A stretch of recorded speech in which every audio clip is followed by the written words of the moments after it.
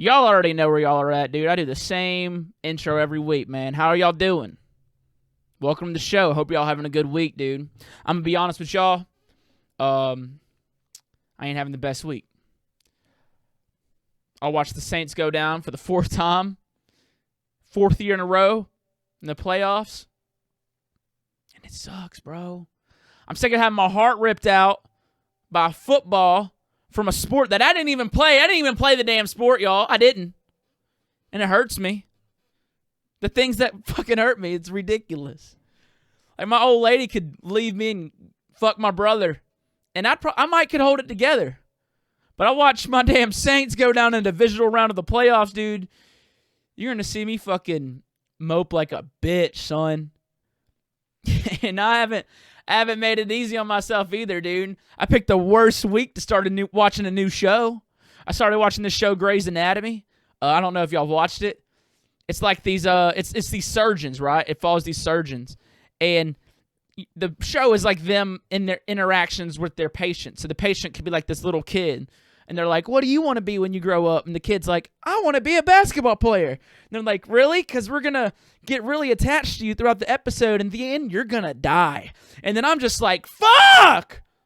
I couldn't have picked a different week." But I'm trying to get it together, y'all, and I will. I will get it together. And I try to get it together for this episode, man. I had a lawyer on that show this week because what better way to make yourself feel better than to talk to a guy that's obviously way smarter than you? And I did it. I don't know a damn thing about the law, but I thought it'd be interesting, dude. He's a guy who's always calling out these labels on Twitter, and I'm like, fuck yeah, dude. Get all these artists paid. And he's like, I'm trying to get these artists paid. And I'm like, I'm trying to get paid. Hell yeah, let's get on the show and talk about it. You know what I'm saying? They hand me contracts. I'm like, I can't read this. And he's like, I'll fucking read it. And I'll have my eyes closed. He seems like he knows his shit, dog. You need a guy like this in your corner, man. I don't know a damn thing about the law, but I do know about asking people weird-ass questions. And so that's what I did this week. But for real, though, dude, I do see this guy on Twitter doing his thing, calling out people, making sure all the artists that he represents are okay, and even looking out for artists that he doesn't even represent. I saw him, and I was like, hey, hell yeah, you represent some people that I know. I see you do some cool shit. Let's talk about it. Let's get your perspective on this music industry. Because, honestly, I'm going to be real, I ain't ever thought of checking out the law side of the industry. Who thinks about the law? This guy does, dude. And so, without further ado, ladies and gentlemen, Mr. Adam Freedman. Come here, girl, is that ass back? Let me take my tongue and go around your dirt track. I met a girl and her booty tastes like strawberries. I swear to God, this could be the one that I marry. Hey, hey, and she's so different. I need that from behind. I met a girl and her booty tastes like strawberries.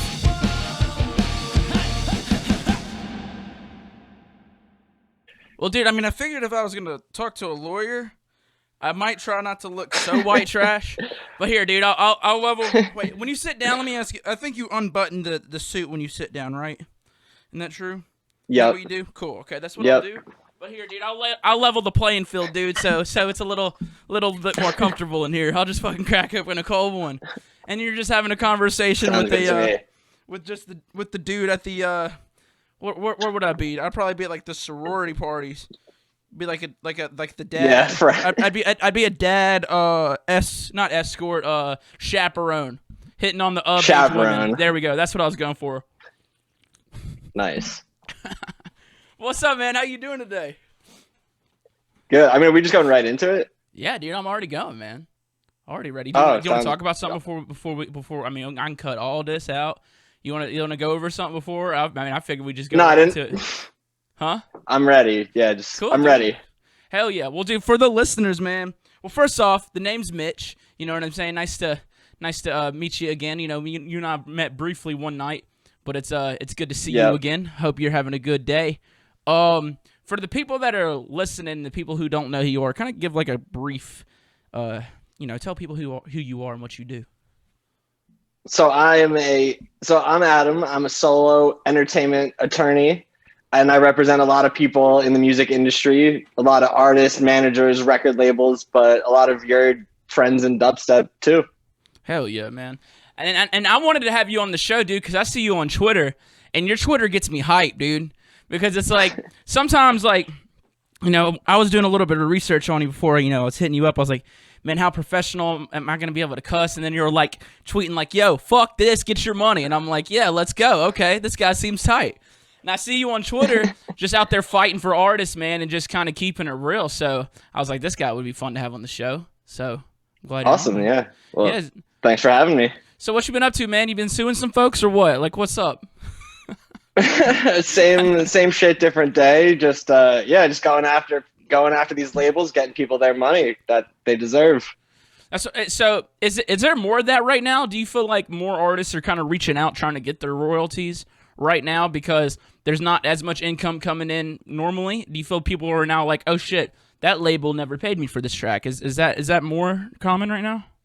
Definitely, especially in the electronic world. A lot of people are looking back at these record deals that they signed with some of these smaller EDM labels, usually run by an artist, and they're realizing that may have not been the smartest move. So at least they're learning for going forward. That's the one positive about all this. Do you think like you know, I guess like I never really paid attention to the whole law side of the music industry because it's just a side that like not a lot of people pay attention to, and I guess it's not just like something that jumps out being sexy, you know what I mean? But like there's a lot of shit that goes into these contracts, man, and I'll tell you what, man, I I haven't read a lot of them. I'm gonna be real with you, and I know, you know. No, you and most artists. I do now. I have people in my corner that help me read them now. That's for sure. Awesome. But yeah, man. Good to hear. So like, do you think because of people like you know what I'm saying? Because you, like I said, I never paid attention to that whole law side of it, but then I see people like you that are kind of loud about it with the music on the music side of it. Do you think people like you who are just being really loud about it are going to kind of get some of these labels to kind of change their ways on like these contracts or these royalties, like just getting people paid out?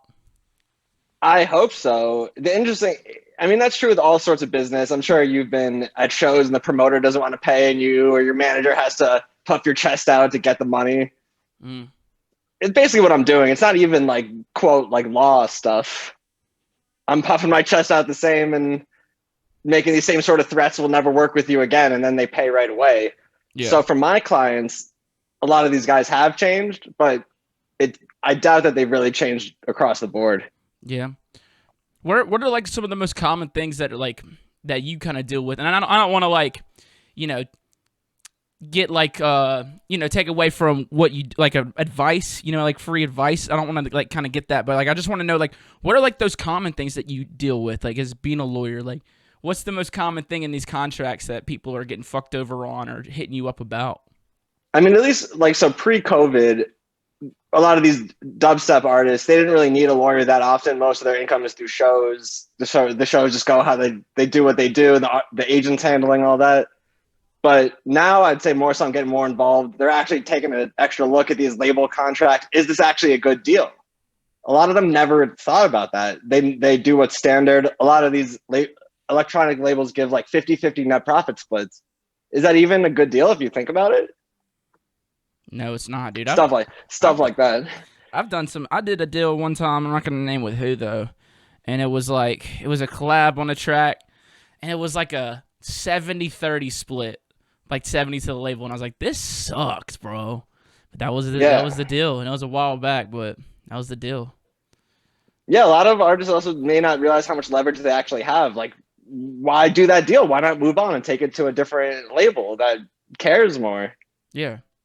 Yeah, why music law? You know what I mean? Like, I feel like that's are there classes on? There has to be classes on shit like that, obviously. But like, I just don't know a lot of music lawyers, and forgive me if this sounds wrong, but like, wouldn't another type of lawyery, if that's even a right word, wouldn't that be a little bit more profitable? Or maybe I'm just all wrong about this. You know what I'm saying? But like, why music law for you? I mean, music, I guess, has been my thing. I've actually had every job in the music industry. I played music growing up. I played in bands in college and did the whole struggle tour situation, then became a blogger where I was asking for free tickets in exchange for coverage, then became a manager, then a promoter. So it's sort of the natural progression. So I went to law school sort of not knowing what I was going to do with my life, that sort of typical thing. But I knew that I was going to do something in music, and I knew that being a lawyer couldn't hurt. If anything, it would help. And it got me where I am today. Yeah. Was it so? Is I know law school's a bitch, dude. My brother went to law school, and he I knew it was a motherfucker, especially the bar too. But is music law, like, is that a little easier route through of law, or do you have to go through all the other steps too? Like, do you have to take a lot of those same courses or shit like that? I know, like, yeah. I'll have another question, but I'll let you answer that one. No, I guess, like, why do you think music law would be different than at least other kinds of entertainment law? That's true. No, contracts, intellectual property, business. Yeah, no, I mean, that's totally true. I you know what I'm saying? I feel like I guess when I think of lawyers, I just think of divorces. Totally. I feel like that's just like one of the most common thing is just like no. divorces. I meet a family friend, and my mom introduces me so and so as a lawyer. They do something completely different. If they do civil litigation, if they're in a courtroom, what I do is completely different. Right on. We have nothing in common. Let me ask you this, dude. Since I'm talking about divorce, right? So like, what if you know, an artist is getting a divorce? Are their wives or like their husbands, whichever ones are splitting? Do they get entitled to royalties? Is that when you bring in a music lawyer? Is that whenever you kind of come in, you're like, oh wait, I'm kind of doing a divorce royalty split right now? I mean, that could happen. I've never thought about that. I actually have no idea how that would play out. I mean, weird as hell, but yeah, super specific of a situation. I guess so, man. I guess so. So do you work, like, what type of artists do you majority work with? Did you say it was majority like electronic, or you just like all? It's a lot of electronic artists, a lot of people in hip hop, but then the rest sort of miscellaneous. I have some I represent a few of the touring videographers in the game, and then some music video people. I have a full length movie client. I have a comic book designer client. It's really all over the place. Oh, that's what's up, dude. Hell yeah, dude. So.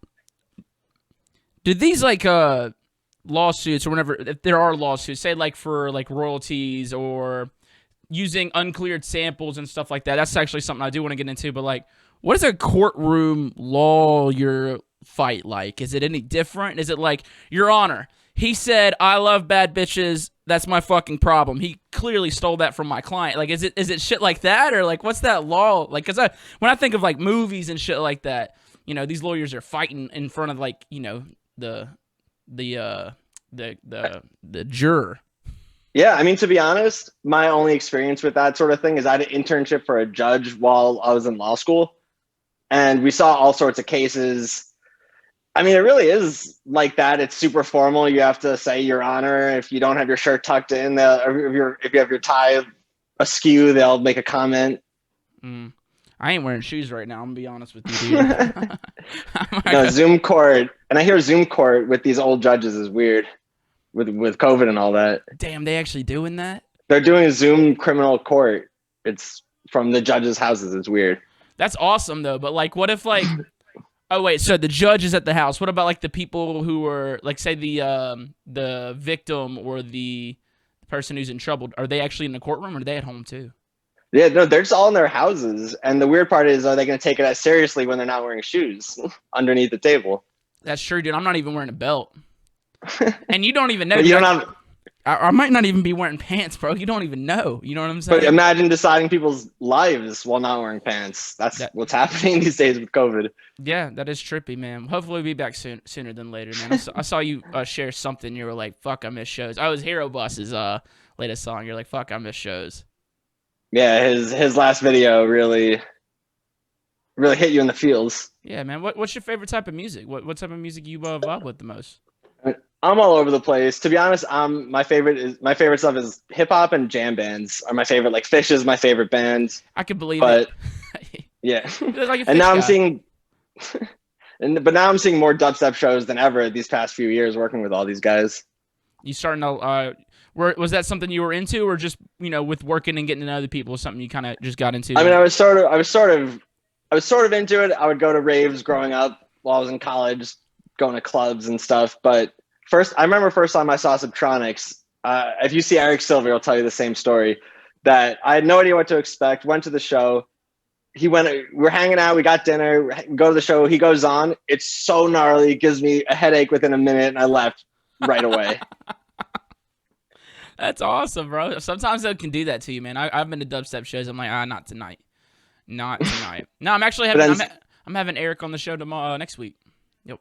Hell yeah. Yeah. Awesome. Trying to diversify, dude. I'm like, fuck it, let's get a lawyer in this bitch. And Get the music business side of this. That's what's up. yeah, make sure I don't say nothing that can be used against me in a court of law. Speaking of using things against you in court of law, dude. All right, so, you're working with all these different people, dude. Have you ever run into a situation where like Twitter has been evidence for something? I don't know. No.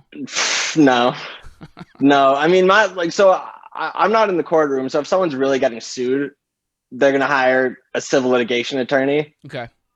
Yeah, so that's why I haven't dealt with that stuff. But I mean, as far as people being canceled, like, sheesh, 2020, 2021's been full of that. Yeah. So with the cancellation stuff, like they wouldn't go to like someone like you. They would go to a litigation. See, I'm completely fucking ignorant when it comes to law stuff, dude. I'm just gonna go ahead and let you know, and that's why I'm here, dude. I'm trying to learn a little bit. You know what I'm saying? Like trying to Yes. get Yeah, I'm not.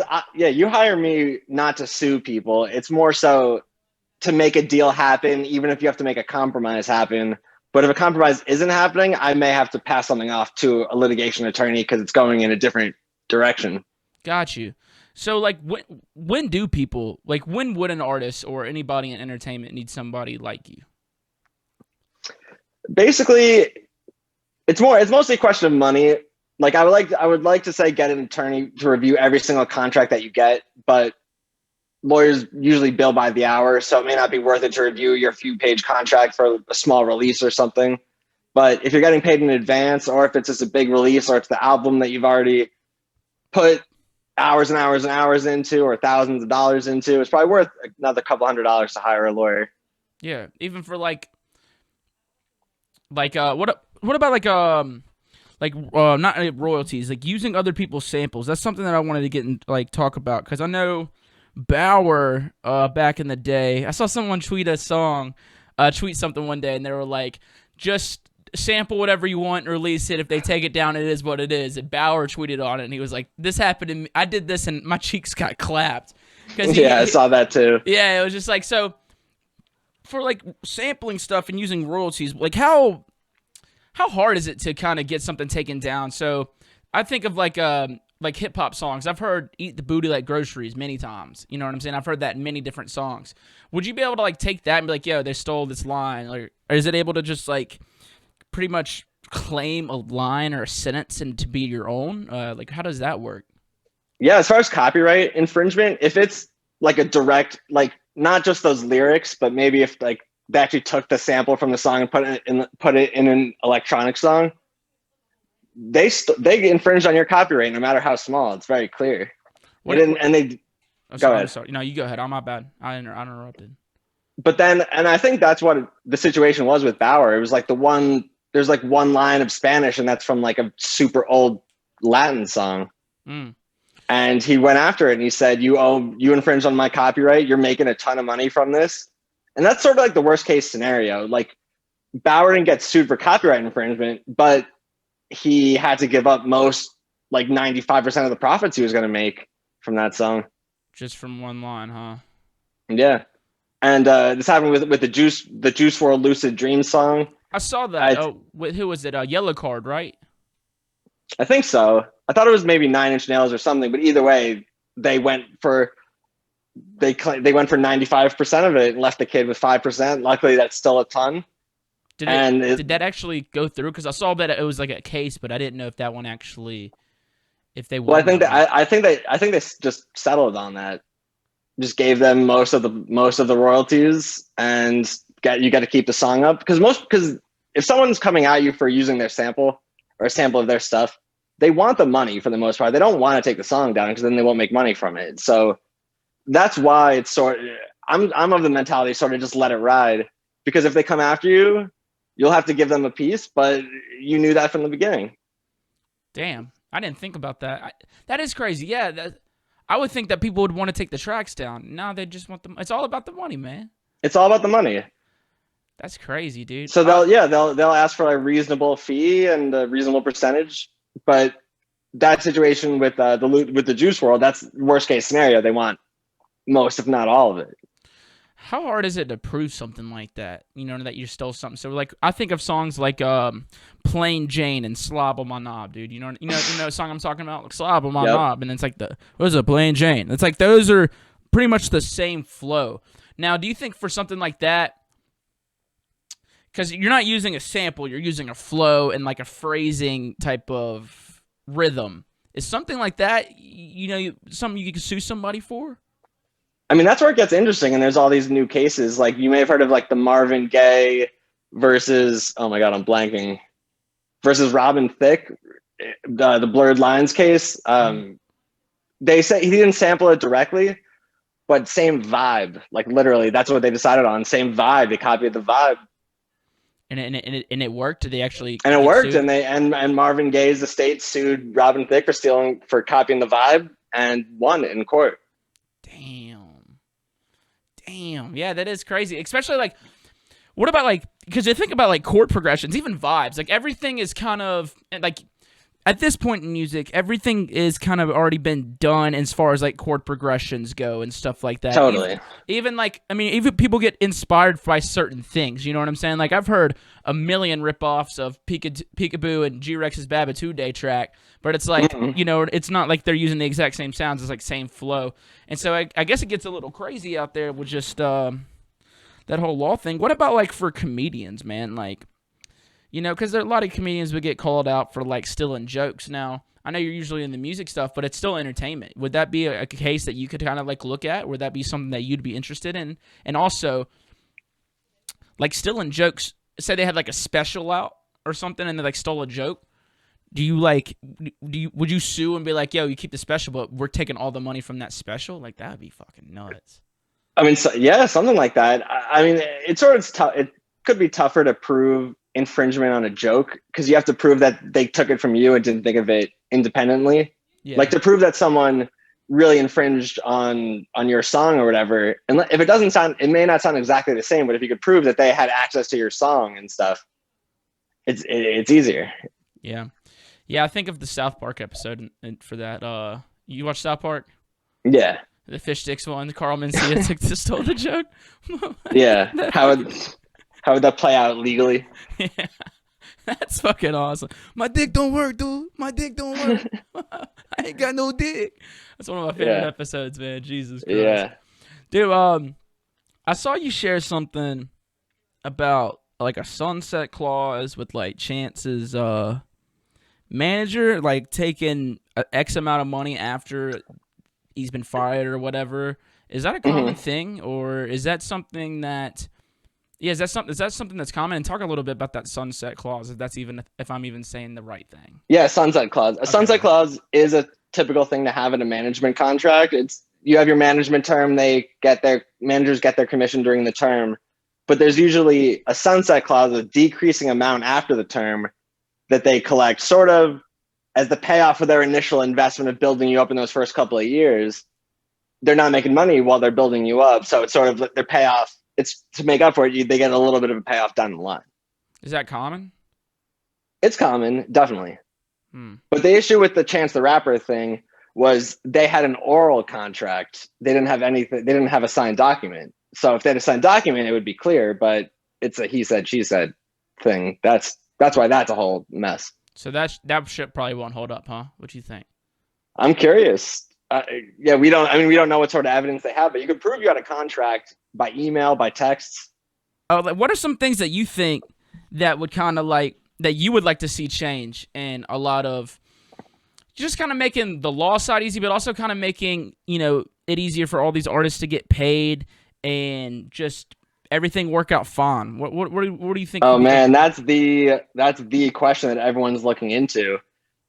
Because I don't think any of this not paying people, it very rarely is it ever intentional or ever like really bad faith. It's usually because people are busy with just handling other things. Like in electronic music, most of these artist-run labels are literally run by the artist and their manager.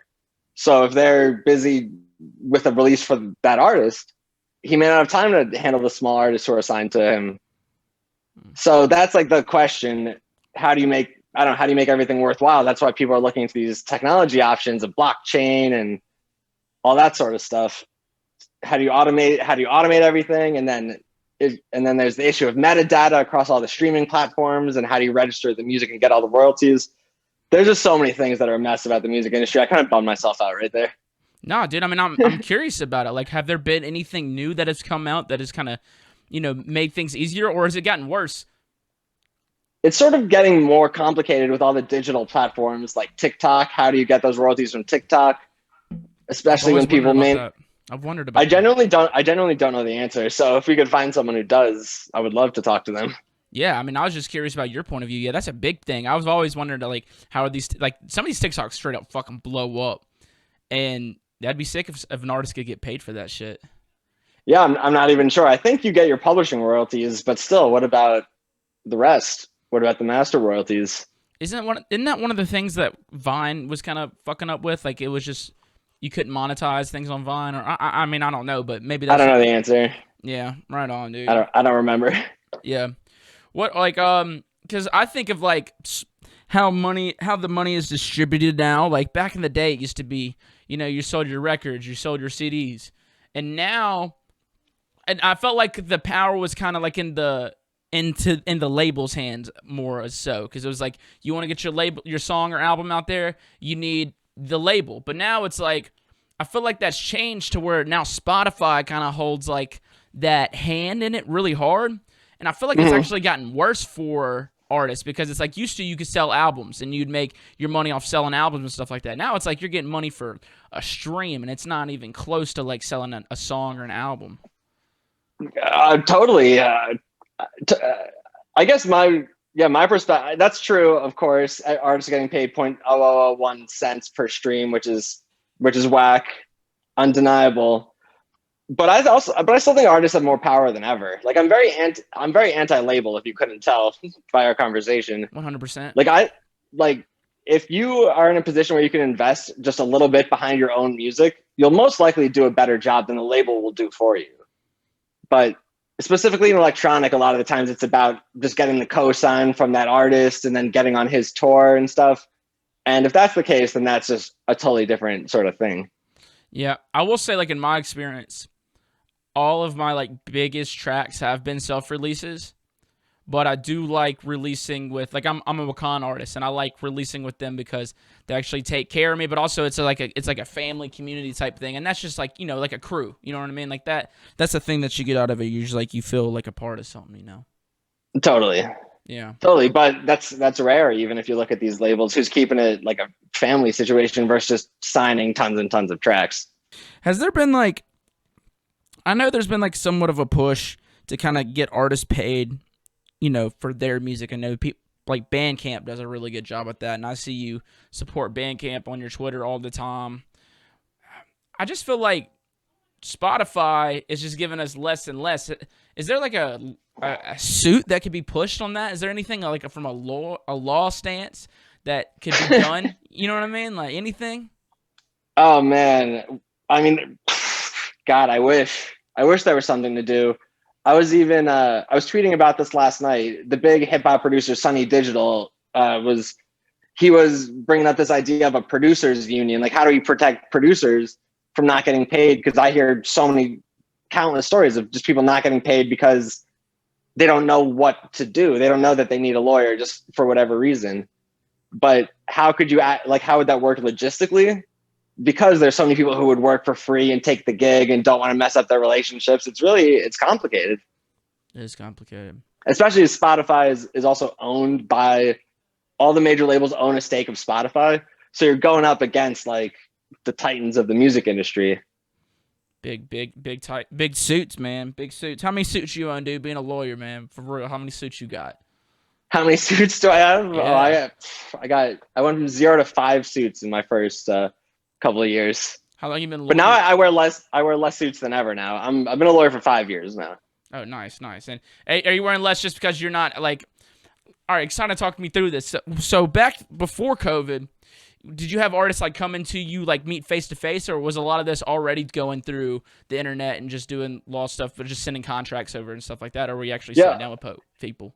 I mean, I have clients all over the place, actually all over the world. A lot of my clients are these hip hop producers based in Europe, based all over the world. And so yeah, I still haven't met most of my clients face to face, which is very weird. We've done a lot of work together. Dude, if I was gonna be a hip hop lawyer, bro, I would try to find like some of the skill, like, cause there's some like scary ass rappers out there. You know what I'm saying? On some thug shit. Those I feel like would be interesting to represent on some stuff, man. Yeah, I mean, I have a few artist clients. It's definitely a lot more interesting. These producers are nerds for the most part, so they're easy to deal with. Yeah, for 100%, dude. That's what I'm saying. Like, I'm a little silly, but I'm definitely a sound nerd. That is for sure, man. Totally. Yeah, you sit in front of the computer all day. That's it. And now I'm sitting in front of a computer still when I'm not even working on music, dude. So, like, what's your favorite type of suit, man? How tight you got that bitch? This thing's so tight on me. I'm gonna be honest. I think I might have gained a little weight. I might have gained a little weight during COVID. This looks like your prom suit or something. High school prom right there. I got it from my dad's. Or was it my dad's wedding? Yeah, it was my dad's wedding. And this is the only suit I own. Yeah. Yeah, you don't need a suit in your line of work. Maybe I do, man. Like, honestly, I'd like to see a fucking dubstep DJ rocking out in a tux every single night. It's like, I mean, you see like Diplo in his outfits, like but he doesn't wear suits. He'll wear like $5,000 cowboy gear, and it's like, that's some drip. Yeah. Dude, can you drip? I know it's professional a lot of the times, but can you like drip yourself out like a little bit, like wear like a chain or something, or like get like some of those nice ass little button things, whatever they're called. Cufflinks, dude. Yeah, cuff it up.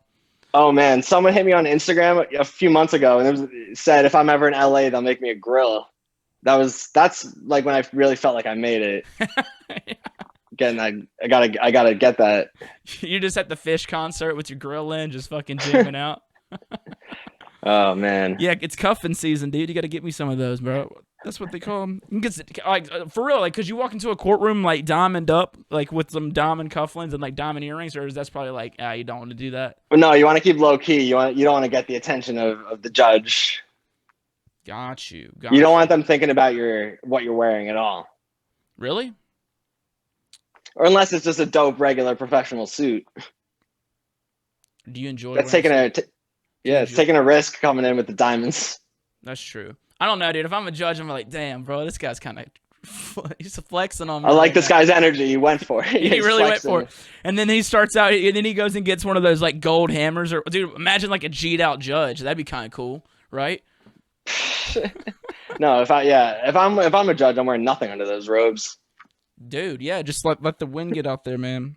That'd be kind of cool. I'd like a G'd out judge. Like he's got a gold hammer and like you know, his he's not even wearing glasses. He's just wearing shades. So it's like playing. He's like hearing the cases, but he's keeping a poker face, so he just doesn't let you know how it's going. I know this is ridiculous. I'm just like thinking it up, man. It's funny, dude. It's just funny how different being a lawyer can be. Like, I think it's equally ridiculous. These lawyers out in courtrooms and stuff. My life is nothing like that. What's your life like out of the courtroom, dude? It's spent writing strongly worded emails is a lot of what I do. What do you enjoy to do out of that? Other than music, what do you enjoy doing, dude? I miss going to shows for sure. Going to shows most nights before COVID. Now getting into exercise and playing outside, and I'm actually down in Miami currently, so hitting the beach. Nice. You live there now, or you just visiting? Or? I actually escaped. I'm usually in New York. I escaped the winter. I'm just down here for a month.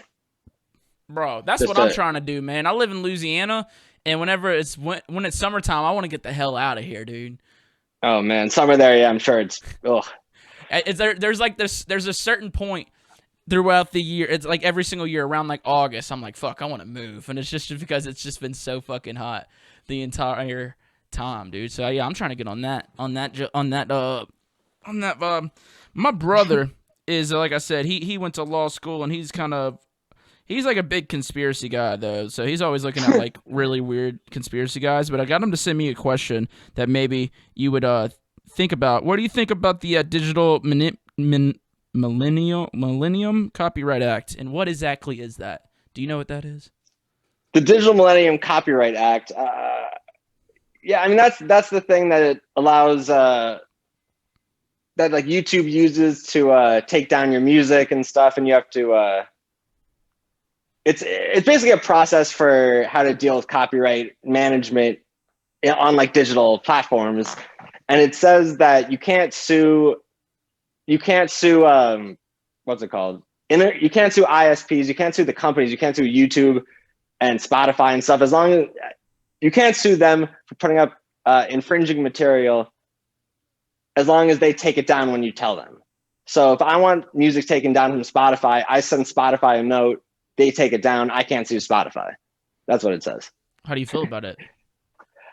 I feel good about it. I mean, there's certain nuances that like, does it really offer protection for artists and stuff, because they're the ones who are, Spotify is really assisting with a lot of this. Like they need a system for making sure music has the permission to go on there. Yeah. Where are you trying to take this? You know what I'm saying? So, like, you know, you've been doing it for 5 years. Is there, like, what is something, like, a big goal that you have as a lawyer? You know what I mean? Like, maybe it's a certain artist that you want to work with. Maybe it's, like, a certain deal you want to help someone with. Like, what's a big, like, thing for you that you just would love to see happen in your time of doing lawyery? My goal is to build my practice, start hiring more people so I can take on more clients and build up my business. But as far as what I want to work on, I would just say bigger artists, bigger deals, record deals, multi-album, multi-million-dollar deals. I know there's like attorney-client privilege thing, so I want to ask like specifics, but like who are some like artists that you were a fan of that you've gotten to work with, or who's somebody that you would love to work with? Oh man, so a lot of the dubstep people I worked with, because after I was a promoter while I was in law school. I just randomly got into it. Another law school kid came to me and said, let's try throwing a show. We did. It went pretty well. Ended up throwing a weekly show down in Miami it was every Wednesday from like 2012 through 2014. We did a lot of like dubstep stuff. It was down in Miami, so it didn't do well. It wasn't like bottle service club stuff. But God, who did we have? We had like yeah, I mean, one that comes to mind, we had like Hero Bus there in like early 2013. It did like not well, but we sort of like became friends with after that, which was cool. Did like early Space Jesus, early Break Science around that time. Yeah. Did you work with any of those? Like, who are some people that you've worked with that you were like, oh hell yeah, let's get it? I mean, people like, I got to work with people who I saw in concert and like I'm a fan of a lot. God, I'm blanking on all my clients. I have so many clients who just reach out like every once in a while that I have to like go through my list. I'm like really blanking. God, I mean, AC Slater reached out to me recently and helped him with something, and saw him in concert multiple times back in the day. Dude, AC Slater is the fucking man. Yeah, He's so good, man. Those are some of the best sets. That's awesome. Who are some artists that you would love to work with? More jam band artists, Fish, but they also Fish. I mean, that's number one, obviously. Fish, Humphreys, McGee, stuff like that. But they don't need a lawyer that often. They're just doing those shows, those big shows, and that's pretty much their whole business at this point. Yeah. You staying really busy? Are you busier than normal right now? You staying pretty busy? I'm busier than normal, but it's because I work with people in hip hop, and hip hop isn't affected by no live shows one way or the other. They never really relied on that. Really? So these songs are still coming out at full speed. Man, my release radar has just gotten shitty. I'm going to be real, dude. On Spotify, I feel like every week my release radar, I feel like less dope people are releasing music right now. And I know there's dope people releasing music, and I'm not saying that there aren't. I'm just saying Spotify ain't doing a good job fucking finding them for me. But yeah, hip-hop hadn't slowed down at all?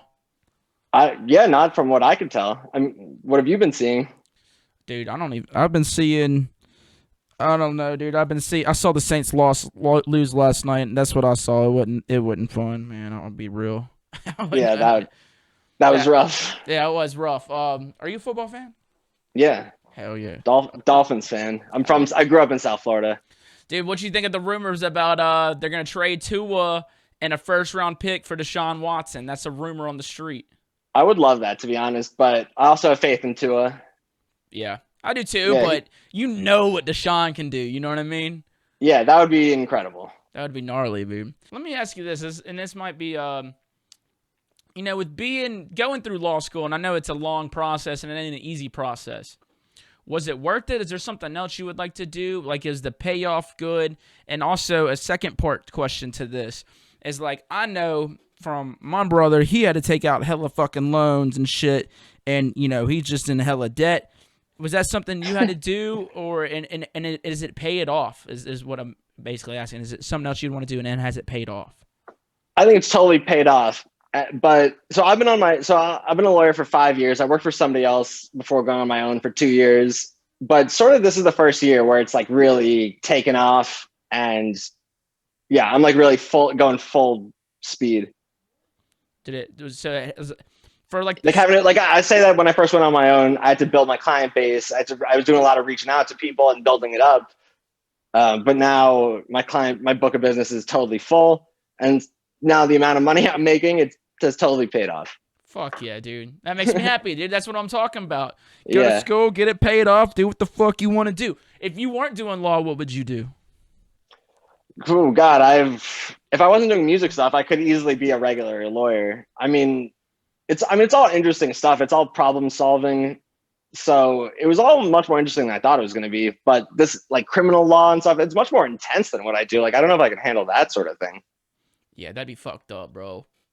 I feel like I've talked to a lot of people who've done like divorcing and stuff, and divorce lawyering actually sounds a little entertaining. I'm gonna be honest, because it's just like, oh yeah, we're gonna get this bitch, or like he's such a fucking asshole. Like that's some of the stuff, bro. That's like, some of them, but so at this first job I had, it was a bunch of small firms like sharing a big law office. So I actually sat across from divorce lawyers.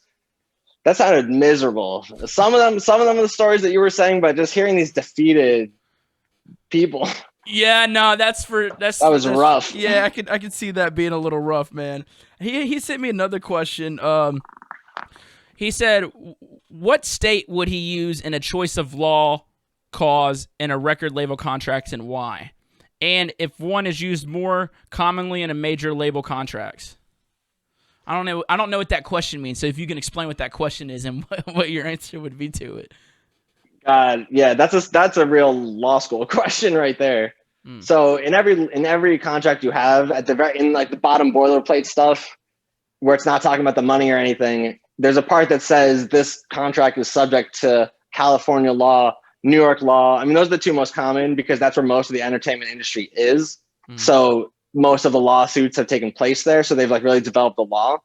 But I mean, 99.9% of the time, like none of that's going to come into play, because the contracts are just for how much money and when are you going to pay me. So as long as they do that, it doesn't matter what state we're talking about.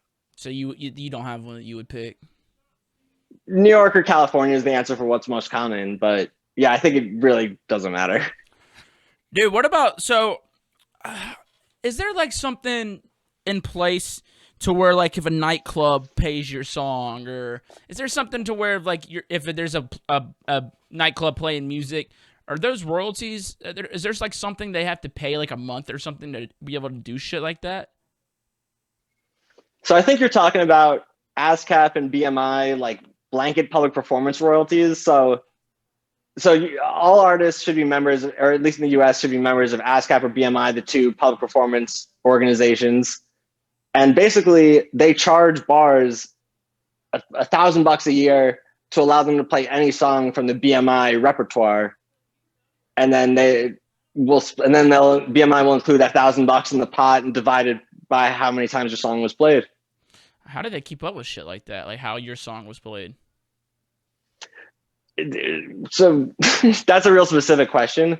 That's and gets into like all sorts of back alley stuff. Basically, it's like it's a sample. It's like how they do like cable ratings, is they just pick like a certain time and how many times your song played during that time, even though it could have totally changed. Hey man, I like a good back alley every now and then. You know what I'm saying? Back alley questions, Yeah. Back alley parties. You know what I mean? I don't know, man. They can be a little scary, but sometimes there is a party in the back alley. I got. It's dumb as I don't know how to respond. All right, I know, dude. Well, look, man. I mean, it's been interesting talking to you, man. I just wanted to fucking like pick your brain and see what's up, see how like what the music law of it's like, and you know, kind of what your day to day is doing, and kind of the common shit that the lawyers do, man. I'm so ignorant with that shit, like. So that's something I wanted to kind of ask you, man. Awesome. One more question, man. How long? How many times do you have to take the bar? I failed the bar once. I had to take it a second time. I know in some states there's like a cutoff. Like it's like you can only take it 3 times in the state and then you're fucked. Oof. Good. I mean, good thing I didn't have to look into that. Right. So I know if you do law in different states, don't you have to take the bar in that state, right? Yep. That's what the bar is. You have to take the bar. If I want to move to California, I technically would have to take the bar out there. But you're able to have clients that are in California, and there's nothing. So entertainment law gets sort of weird with that. So that's technically the rule. But like I was saying before, with most of the stuff I deal with, it's usually how much money and when. So that's not really getting into like the legal issues of each state. Yeah.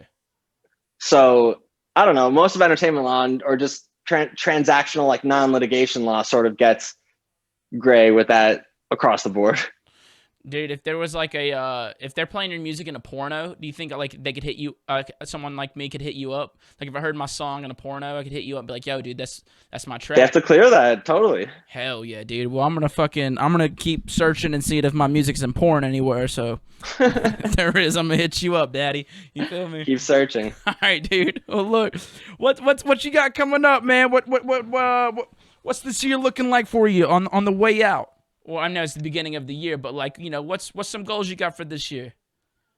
My goal is just build the practice, build the business, because the clients are all doing well. It's just how can I work with more of them? Sick, dude.